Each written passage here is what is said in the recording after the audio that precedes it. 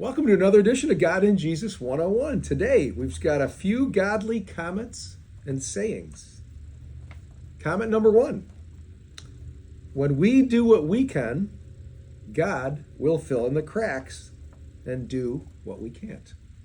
A couple examples of that, if you remember in the Bible, when Jesus fed 5,000 people with 2 loaves and 5 fish, he just asked the people to bring what they had. So they brought him 2 loaves and 5 fish, and then he multiplied it. So he'll use what we have, but give him what we do have.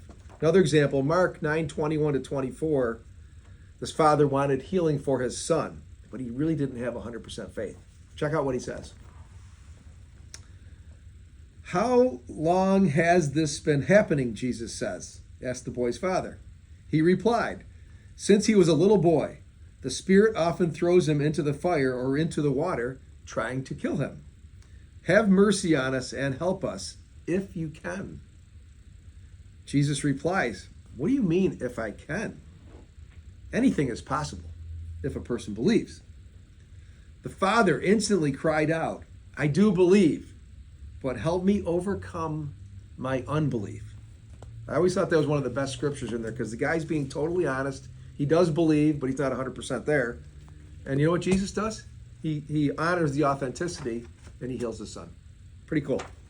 Number 2, reminder here. God made you and I originals, not copies of somebody else. So be who he made us to be. And he made us all in his image.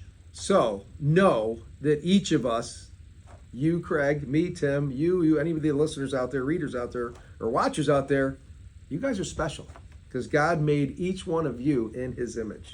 That's also pretty cool.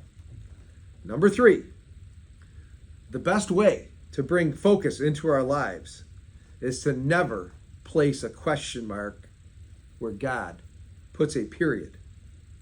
Period. If God is commanding us, we should do it, or be prepared for some adverse consequences. And number 4, God's gifts are never loans. They are always deposits. Always deposits. And let's all, end of year here, let's all take a moment to take inventory of all the gifts that God has given us. And let's thank him. God's gifts are not loans, they're deposits into us. And finally, a great scripture for all to carry in their wallets.